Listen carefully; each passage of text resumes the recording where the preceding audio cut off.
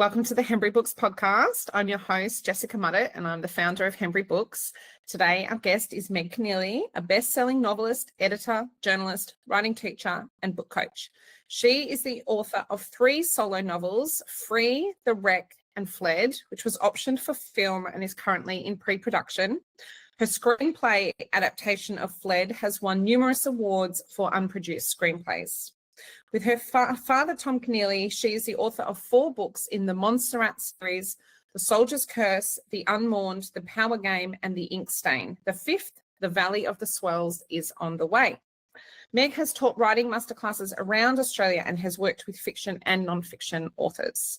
Thanks a lot for coming on the podcast, Meg, and congratulations on just launching your book coaching business. Thank you so much, and thanks for having me on. It's great to be here. My pleasure. You have this success that many authors do dream of, multi-deal book deals with multiple publishers, including Penguin. What is something that would surprise authors kind of looking on about what that level of success is like? Well, when I was trying to get published, I kind of saw getting a book deal as the promised land, you know, and then, of course, as long as I could get a publisher, everything would be okay. The sun would come out, the birds would start singing, all would be well with the world. And it is wonderful. It's a wonderful feeling to get a book deal, and it took me a couple of goes. But then, of course, once you do get the deal, that's when the work really starts. That's when the hard work really starts. So there's another mountain to climb after the first mountain, but it's a very, very good problem to have and very exhilarating. But I think, people who aren't in the writing business sometimes don't see it as a real job. And it's work. And unlike other jobs, you don't have anyone looking over your shoulder and measuring your KPIs and keeping you motivated, which is why, I think book coaching can be useful for a lot of people, but it's real work, and it's, has to be treated as such. And I think that's a lesson I learned very early on, shortly after I got my first book deal. Yeah, it's not just swanning around in cafes with a beret on. I wish. I don't think I own a beret. I wish. How do you think your writing has evolved over the years? I think the more you do things, the better you get at it. One of the great things about having worked with my father, and one of the great things about working with editors of various publishers, is if 2 people are telling you the same thing, you take notice. And, I've had the opportunity to work with a lot of people I respect. And the first book, the note that I got was, the main note that I got was, we need more sense of place. We need you to sort of colour in the background a bit more. And so I've become a lot better at that because, it is such an important thing to enable a reader to sort of locate themselves in that world and to get a sense of what it was like to step out the front door, what people would have seen, what they would have smelled, the clothes they would have been wearing, that sort of thing, to enable people to imagine that they're really there. I think it's evolved in a range of ways as well. You learn a lot through doing about characterization, about story, about plot,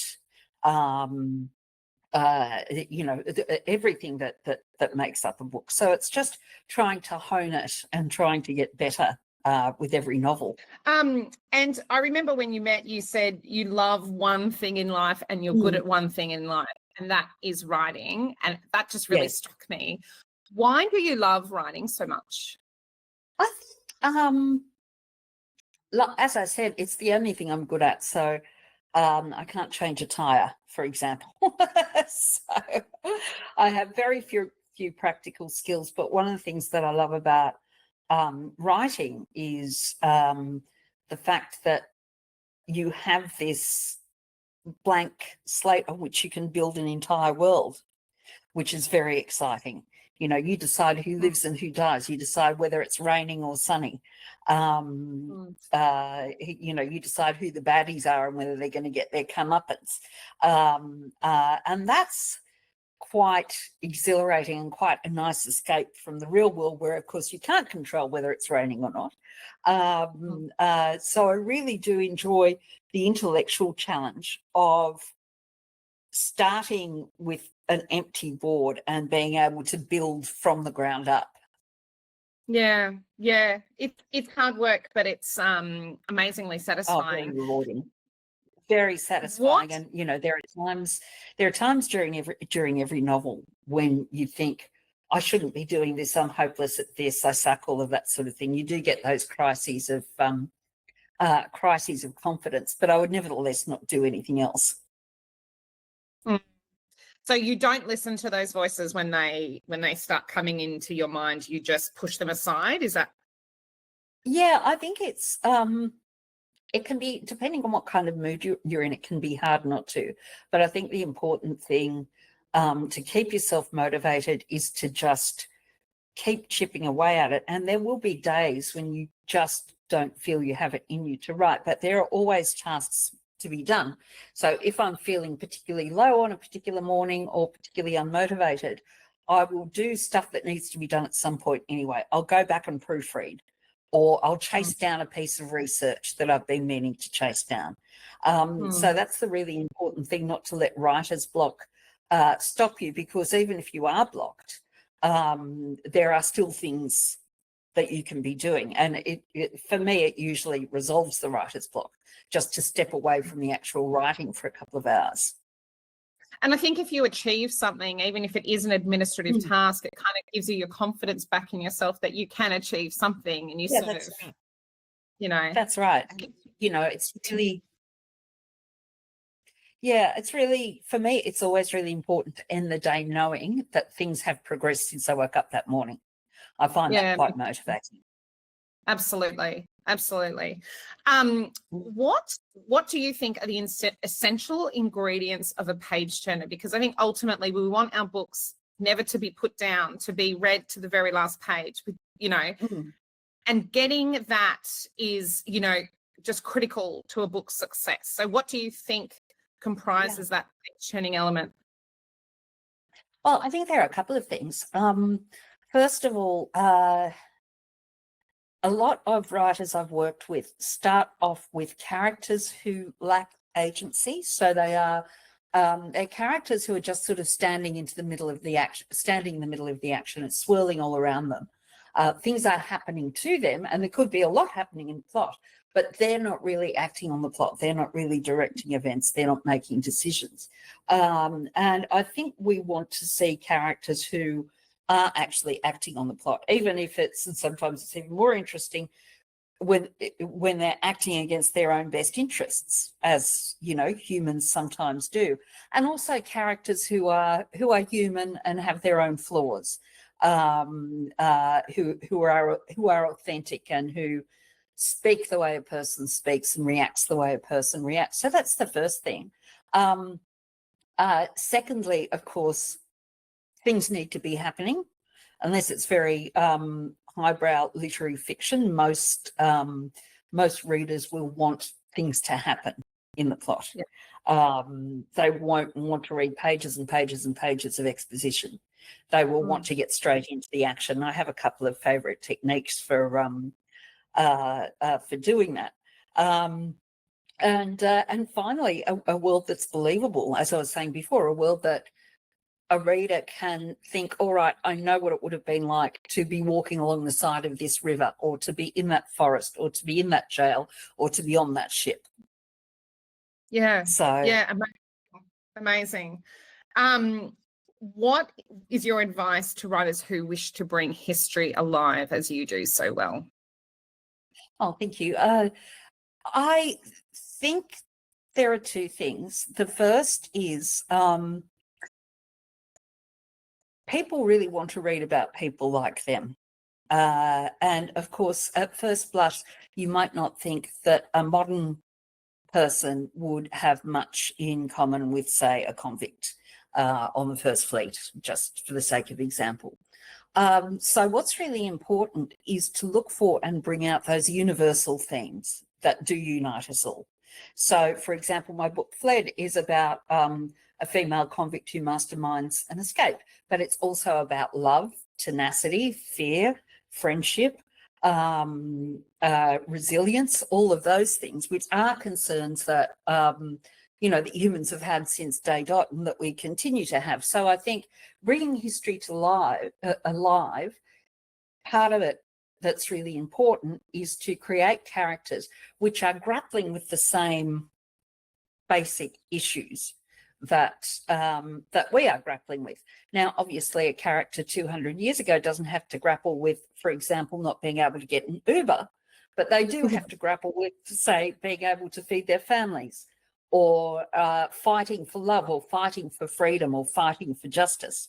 And those are very human characteristics which transcend time and space. And so I think bringing those to the fore is really important. And the other part of it, I think, goes back to world building, as I was saying before.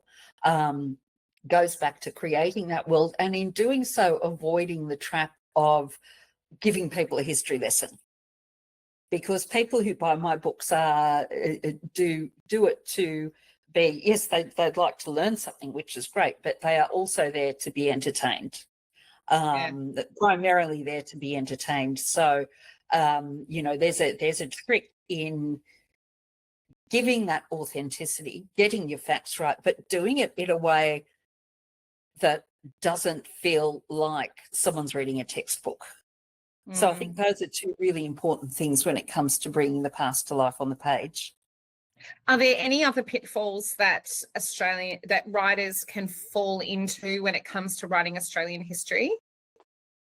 I think one of the things to be really super cautious of is the treatment of Indigenous characters in your book, because oftentimes when you're writing about colonial Australia or Australian history, you're writing about, and I was very conscious of this when I was writing Fled, which is about the First Fleet, very conscious of the fact that I was writing about a day of pain, something which was a day of pain for a lot of people when the First Fleet sailed into Sydney Harbour, that I was writing about the day everything changed and it never changed back.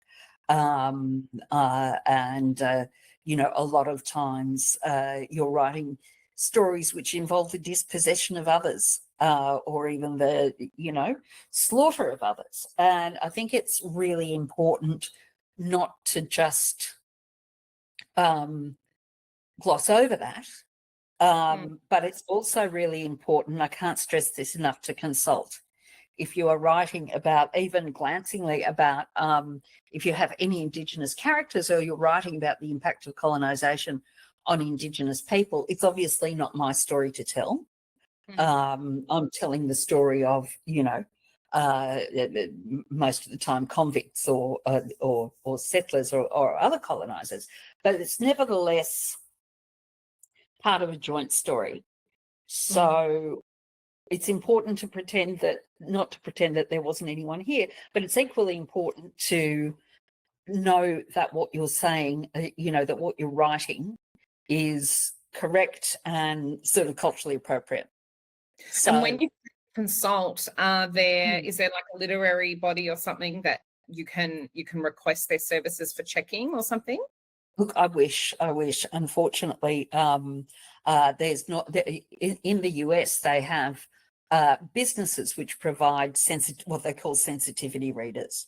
Yeah. So if, say, a white American is writing about Indigenous American culture, they would, employ a sensitivity reader. Here, it's a little harder to track someone down who is willing to do it. I, over time, have made a number of contacts. I think the important thing is, too, that if you're writing about, say, the Mulucadi tribe in Tasmania, you need to consult a Mulucadi person, not a Gadigal person from Sydney, for example. So I've been able to make contacts over the years. A good place to start is the local Aboriginal Land Council. And various other Indigenous bodies. And you don't know what you don't know. For example, in my most recent novel, Free, I knew that there was archaeological evidence of Indigenous women in Parramatta helping convict women with birthing. So I had a scene where a convict woman was being birthed, or was giving birth, and she was being assisted by two Parramatta midwives. When I showed it to the person who kindly reviewed the manuscript for me, she said, I feel really uncomfortable about this because unless you precisely geolocate it, then you risk putting it on men's business territory, and that could be quite offensive to some people. Wow. So I took that scene out, but it just goes to show you don't know what you don't know. It would have never occurred to me that it had to be so precisely like. So that's why consultation is important. Yeah, that sensitive read is important. I was the same with my book about Myanmar. I had one of my Burmese friends read it, and it was invaluable to know the context, because you sometimes don't, even though I'd lived there for 4 years, does not mean that I am across everything. So when you have so much research at your fingertips, how do you choose your opening scene and also just not get overwhelmed? It is really easy to get overwhelmed because there is a lot of research to be done when you're writing historical fiction. Because I've mostly written in the same period, like early colonial Australia, over time I have gotten, accumulated a fair bit of knowledge to the point where I don't really need to sort of research what early Sydney looked like, for example, because I know that now. So that's useful. But my poor little brain can't hold too much information at one time. Like, it can't hold a lot of research and also remember where I left the car keys. So my approach to that, so that I don't get overwhelmed, is before I start writing, I read around it. So I read about the area, the location, what the social context was at the time, what the political context was at the time, so that I get to the point where I feel I can slip through the wormhole into that time and place. Once I've got that, I will do, say I'm writing a scene set at a particular jail. I'll research that jail, I'll write the scene, and then I'll get rid of, I'll put the memory of that research into long-term storage so that I can clear the decks for more information, and so that I don't get overwhelmed, because it can get quite daunting if you've got this mountain of research and you think, I have to remember this. So that's a little hack that I use. But then, of course, as you say, there's a lot of information. You do need to figure out where you're going to start the story. You need to figure out what you're going to include and what you're not. One of my favourite things to do, and I think I've pretty much done it with every novel I've written, is to start in media res, which means in the middle of things. I will usually start with an action scene where there's a lot happening. So, for example, with Fled, I started when they were on the boat in the middle of their escape. With Free, I started when the central character was arrested.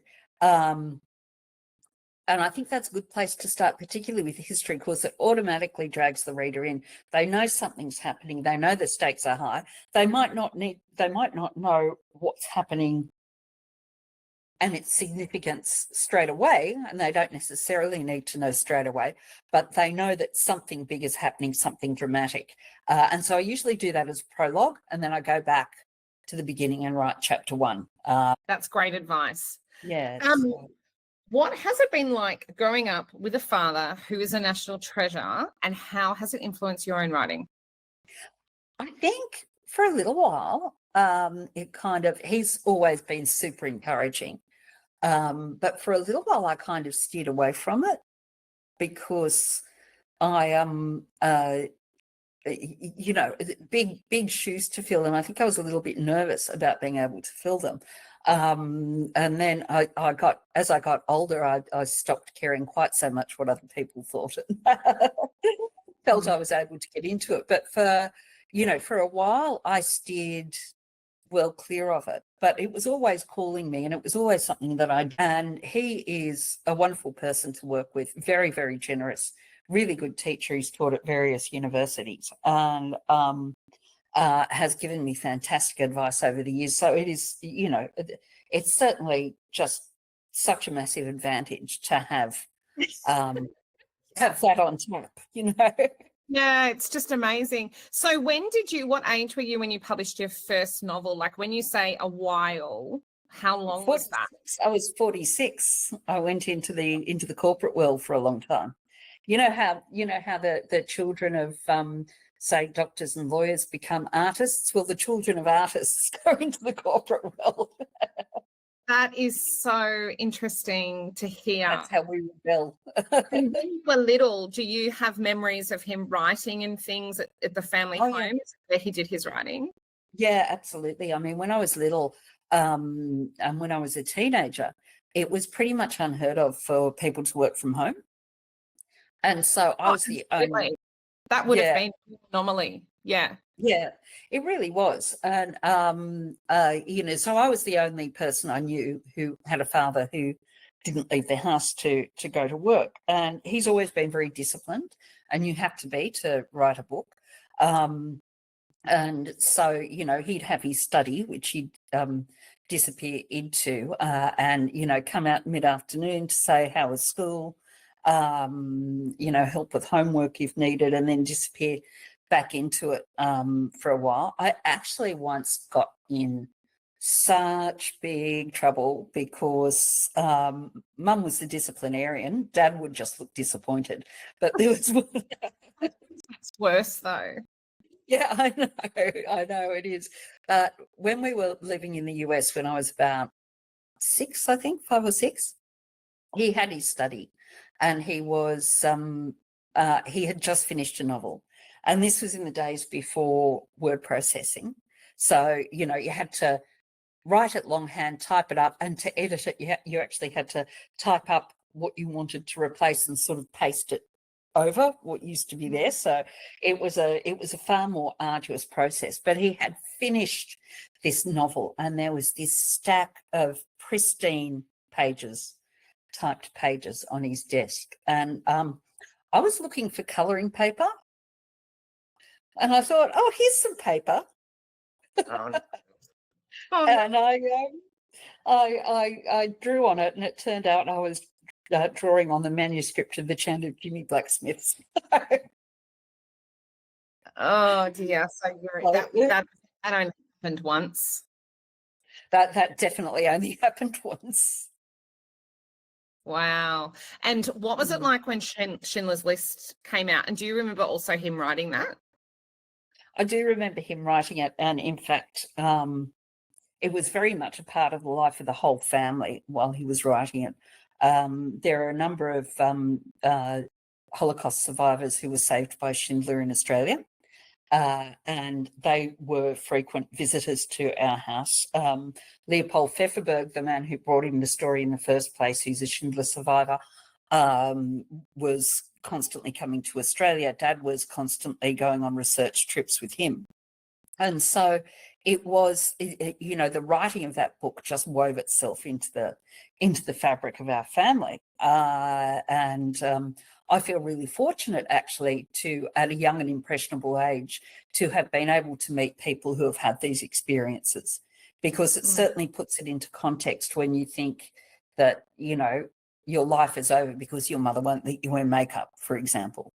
It makes it a lot harder to feel sorry for yourself for something trivial. So I was really, really lucky to have had that experience. And then when it came out, I don't think anyone knew what to expect. I don't think we were expecting or not expecting anything. We certainly, as a family, never anticipated that it would become what it became. all of a sudden it started selling and selling and selling and selling and selling. And then as a teenager, I answered the phone the phone was ringing.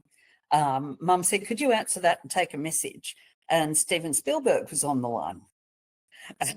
And so it took 13 years from Spielberg optioning the film to actually making it. But that was when I had a sense of that, and when he won the Booker Prize for it. I think, we all sat up and thought, okay, this is different. This is something different. What was Spielberg like? Was he polite? Nice guy, yeah. Yeah. Wow. Wow. At all phased by talking to a teenager. It's probably nice and refreshing. Wow. And did you know who you were talking to? I did when he said, this is Steven Spielberg. And I dropped the phone and fallen over. I think I can't quite remember, but I think I might have at one point said, oh, I love E.T. Wow. Just amazing. How did that project end up in your father's hands? Schindler. Yeah. So he was in Los Angeles and in the early 80s, and he had the same briefcase since he was 17. And he was in his, I think, early 40s by this stage. And it decided to give up right in the middle of Rodeo Drive. It just, the handle came off and it dropped to the pavement, papers scattered everywhere. So he went, he gathered everything up, stood up, looked around and saw a luggage store. And he went in to buy a briefcase. And in those days, overseas credit cards took a while to clear in Australia. So while, he used his Amex and bought the briefcase, and while they were waiting for the credit card to clear, he started talking to the owner, who asked what he did, and he said, I'm a writer. And the owner said, I have a story for you, and brought him into the back of the shop where there was filing cabinet after filing cabinet after filing cabinet of Schindler research. And that man was Leopold Pfefferberg, who is also sort of, there's a character based on him in the film. And he was a Schindler survivor. He had been working for years and years and years to get the story told. He and a number of other survivors. So, he'd even managed to get a movie into pre-production with MGM, but then it fell over. So as soon as he heard Dad was a writer, he said, what about this story? And that's how it came about. That is an incredible story. It was, we can say it was fate. The wind was pushing him along. Wow. And how have you approached co-writing with your father? I've never even attempted to co-write, let alone something like a book. How does that work, and what responsibilities do you assume and things? Yeah, it's interesting because in the Monsarrat books, there's a main male character and a main female character, and the point of view switches between them. And initially, we thought he would write Monsarrat and I'd write Hannah Mulrooney, or that we write alternating chapters. But when we tried to do that, we found that our voices were very different and it didn't quite hang together. What we decided to do then was for me to write the first draft in, constant consultation with him. And then, then he works with me on redrafts, editing and that sort of thing. So that's how it works. So I'm near the end of finishing Monsarrat 5, which will be the last Monsarrat. And then, he and I are basically going to go somewhere, lock ourselves in a room for a week or two and work on it together. So that's the way it's turned out to work. Yeah. That's such nice quality time.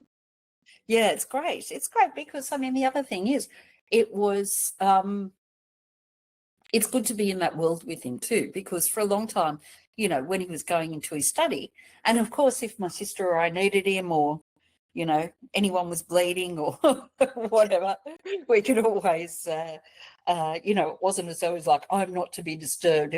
He's definitely not a stern paterfamilias figure. But nevertheless, it was his world, and it was a world only he could enter. So to be able to enter it with him has been a great blessing. Yeah, that's really beautiful. Yeah. And when is the 5th book coming out? Next year sometime. Yeah, terrific. Yeah. Okay. You know how long these things take. Well, yeah. So, but you finish it and then sometime next year. Yeah, it's due in June, and then there'll be, what happens after that is a couple of rounds of editing, cover design, that sort of thing. So sales, distribution. And what comes after? So if you're finishing this series, do you know what you'll be embarking on next? I have a couple of ideas, and I'm just trying to settle on one at the moment. So I might even get a ticket of leave from colonial Australia. Who knows? You might even what? Sorry?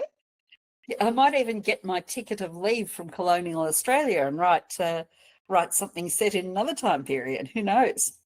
Oh, yes, you may do. You have hinted at that previously. That could be really exciting. Yes.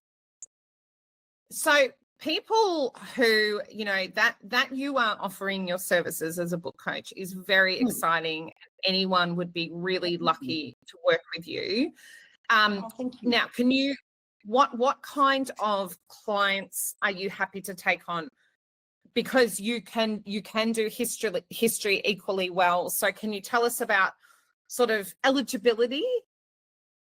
Look, any kind of client in any genre, really. I've worked with narrative nonfiction authors, which I really enjoyed. Obviously, historical fiction is my backyard. But I think a story is a story is a story. So the factors which make a good story are going to be the same from sci-fi to historical fiction to fantasy to spy thrillers, So So really happy to work with anyone on a as long as I'm have the capacity to, absolutely. But as I said, historical fiction is really my jam, but that doesn't mean I wouldn't want to work on a contemporary novel, for example. Sure. Okay. And are you offering one-off sessions, ongoing sessions? How does that work? Well, I'm working with the Australian Writers Mentoring Program, which is very exciting because they've gathered together a group of writers to provide this sort of thing, and it's people like Nick Earls and Malcolm Knox and Stephanie Dowrick and a range of authors who I've really admired. So I'm quite happy to now be included. And the programs range from 5 coaching sessions with reading in between to custom programs where you can kind of cobble it to you put something together that suits the particular writer. But I think what is at the core of all of it is this desire to help people get their words onto the page. This ability to hold their hand as they're doing it. When I was saying before, when you're a writer, you don't have a boss looking over your shoulder, making sure you meet your KPIs. And I think that's where a book coach can be really useful as well, keeping you accountable, advising you as you go. So for example, I might talk to someone, advise them on where I think they need to take things next. Then before our next session, they will send me what they've done. I'll go back to them on that, and then we'll discuss where to from here in the following session. So it means people can get it right the first time, rather than go through draft after draft after draft. Yeah. So I think that can be quite soul destroying. Yeah. I imagine that I know with the book coaching that I've done, often it takes a bit of time for an author to find their voice when they first when they're writing their first book. What would your advice be for an author looking to find it? I think it's just one of those things that you have to do. You have to keep doing it, and then it will emerge. I mean, I've had this weird experience that I know and a lot of other writers have had, where you get to a certain stage in a book and all of a sudden it seems as if the characters have developed a life of their own and they're doing things you didn't tell them to do. And of course it's your subconscious at work, but it feels for all the world like they're suddenly real. And I think once you hit that point, you're really firing on all cylinders. And the only way to get there is just to keep doing it. The only way to find your voice is to use it, and through trial and error and experimentation, and especially if you've got good advice, you can come upon it you do come upon it just by writing. But I think it's finding your voice and finding your characters' voices. Sometimes it's useful to step back and just ask yourself and your characters, and there are always 3 questions that I ask about each of my characters: what they love, what they fear, and what they want. And what they want is the most important thing, because that's going to drag them through the whole novel. But I think if you can answer those 3 questions about a character, or indeed about yourself, that helps you get to the core of who they are and who you are. What they love, what they fear, and what they want. Yep. That's amazing advice. It's a good sort of obviously the answers to each of those questions can be reams and reams and reams long. There's a lot to unpack there, but for me, I always saw that as quite a simple. Simple doesn't necessarily mean easy or not labor intensive, but quite a simple way to drill down to what I'm really writing about. And once you know what you're really writing about, like in the case of Fled, like I was saying, yes, I was writing about a convict, but I was writing about freedom. That was at the core of that book. And knowing that was the core theme, and that was the core desire of my character, helped me realize her a lot more easily than I think I would have otherwise. Okay. Do you feel sad when you finish a novel? I do. I do. I think I'll feel particularly sad when I finish the last Monsarrat book, because it will be the last Monsarrat book. And I've spent a lot of time with those characters. And whenever I finish a novel, I miss the characters, because in my mind, they have become real people. And I think they have to, in your mind, become real people so that you can write them authentically. But it is like saying goodbye to a friend, and you feel a bit lost for a few days. That's beautiful. But then you also get some sleep. And you get the amazing intellectual stimulation of a new project that's completely fresh, and the challenge that represents. Yes, yeah, I do. I need to give myself a few days just to veg, just to let my mind rest. Yeah, I mean, some people could take a few weeks, a few months in between projects, but the fact that you'll finish book number 5, you'll rest for a few days and then start your next book. Is that? Yes, probably. Yeah, maybe a week. That's amazing. And do you write 5 days a week? 7 days a week. Because well, first of all, I enjoy it. I mean, there are times when you don't enjoy it, of course, and I stress again, it is a job, it's work. But I enjoy it, and I do it because I enjoy it, but I also do it because I could compete for Australia in the procrastination Olympics. Procrastination is something that I've always struggled with, and for me, the best way to overcome it and the best way to stay motivated is to keep the momentum going. Chip away at it every single day. And if I if I leave it for a few days, I'd find it much harder to get back into, and that's when the procrastination monster creeps up on me. Yeah. So, do you set time of day when you write? Like, do you prefer to write when you're fresh in the morning or late at night, or? I prefer the morning generally, but it all depends on, what else is going on in the day. Yeah. So it could be you have could be I've got a coaching client in the morning, or, a book signing, or whatever. So you do need to be a bit flexible. And I remember when my children were still at school and I was writing, there was obviously school pickup time to contend with, and various other, interruptions to the day. And, I would sort of think, well, I'll do a bit more writing while they're doing their homework. And then my son would say, oh, by the way, Mum, I need an astronaut costume for book week. And I'm like, okay, darling, when do you need that? Oh, tomorrow. Oh, no. See, I would run to Kmart in that instance. I did. I went to Kmart. I got him a white tracksuit and covered some gumboots with foil and made him a helmet out of cardboard. So he wasn't the swishest looking astronaut, but he was an astronaut. I think having those limitations and the constraints on your time is great for procrastination, because that the day is not unlimited. You're going to have to go and pick up your kid or whatever. So that's not always right. And for me, whenever I got the kids off to school, it was like, right, you have like 5 hours or something. Game on. So make it count. Yep. Yeah. I completely know the feeling.